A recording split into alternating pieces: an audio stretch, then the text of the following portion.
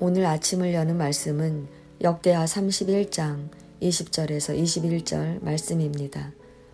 히스기야가 온 유다에 이같이 행하되 그의 하나님 여호와 보시기에 선과 정의와 진실함으로 행하였으니 그가 행하는 모든 일 곧 하나님의 전에 수종드는 일에나 율법에나 계명에나 그의 하나님을 찾고 한 마음으로 행하여 형통하였더라. 아멘. 역대하 31장은 계속되는 히스기야의 종교개혁에 대하여 전해주고 있습니다. 히스기야의 아버지 아하스는 유다 왕국을 신앙적, 정치적으로 거의 회복할 수 없는 상황에 빠뜨렸습니다.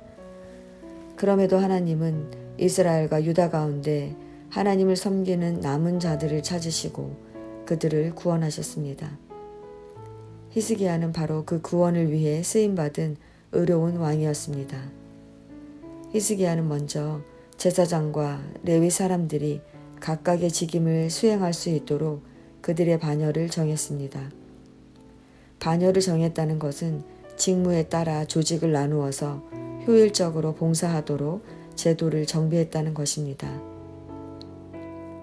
두 번째로 히스기야는 자신의 재산을 들여 성전의 아침과 저녁의 번제와 안식일과 초하루와 절기의 번제에 쓰게 했습니다. 원래 레위인들에게는 따로 기업이 주어지지 않은 대신 제사로 드리는 희생 제물의 일정 부분과 토지 소산 가운데 첫 열매 그리고 다른 지파의 백성이 드리는 11조가 주어졌습니다. 하지만 신앙적 위기가 닥치자 백성들은 온전한 11조와 첫 열매 드리는 일을 경시했고 제사장과 레위인들의 생활은 피폐해졌습니다. 히스기야는 이런 폐단을 바로 잡으려 했습니다. 제사장과 레위인들이 생활고 때문에 온전히 하나님을 섬기지 못한다면 다시 성전은 황폐해질 수밖에 없고 결국 온전한 제사가 드려지지 못할 것이 불보듯 뻔했기 때문입니다. 그래서 히스기야는 자신의 재산을 들여 번제에 쓰게 했던 것입니다. 이처럼 히스기야가 먼저 다윗의 길을 따라 통치하자 예루살렘 백성들도 왕을 따라 성전의 예배를 회복하는 데 동참했습니다. 히스기야는 이렇게 예루살렘 백성들에게 제사장과 레위인들의 생계를 책임지게 해서 그들이 율법을 연구하고 가르치는 데 집중하게 했습니다.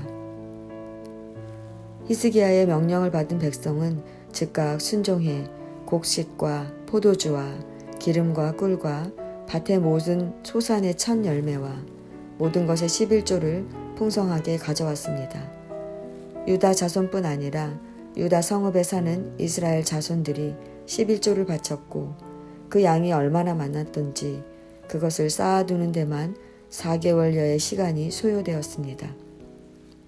히스기야는 성전 안에 헌물을 보관할 방들을 마련하고 이를 관리할 레위인들을 지명합니다.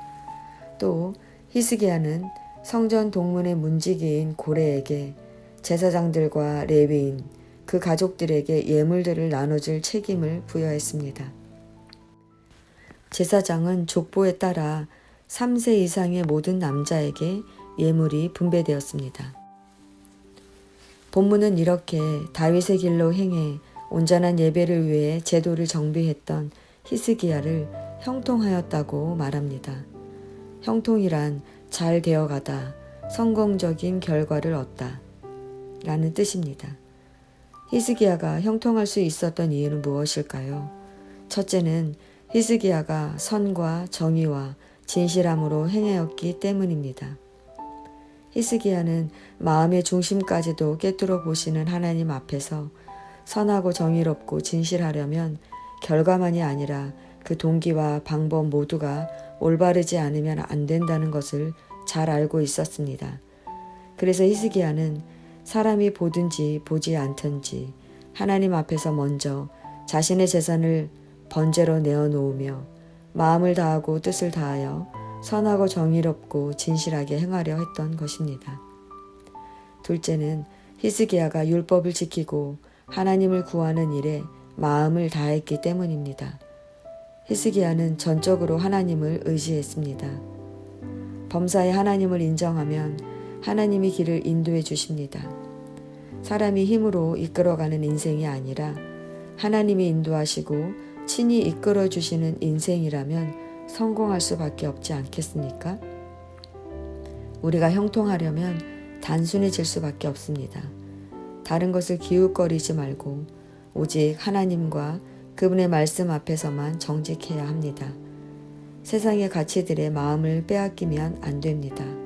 우리는 오직 하나님만 바라보았던 히스기야처럼 살아야 합니다. 이렇게 히스기야가 형통했던 것은 단순히 예배의 회복을 위해 제도를 정비시켰기 때문만은 아닙니다. 예배를 회복시키는 과정 속에서 그가 얼마나 하나님을 의지했는지 그의 믿음과 태도 때문에 형통했던 것입니다. 성도 여러분, 나의 믿음과 태도는 어떤지 돌아보시기 바랍니다. 우리는 가장 높은 자리에 앉은 사람이었지만 내 위에 하나님이 계시다는 것을 잊지 않았던 히스기야 왕처럼 하나님을 의식하며 살아가야 합니다. 오늘 하루 살아가시면서 하나님을 의지하며 선과 정의와 진실함으로 행하시기를 바랍니다. 그러면 우리의 삶은 형통하게 될 것입니다.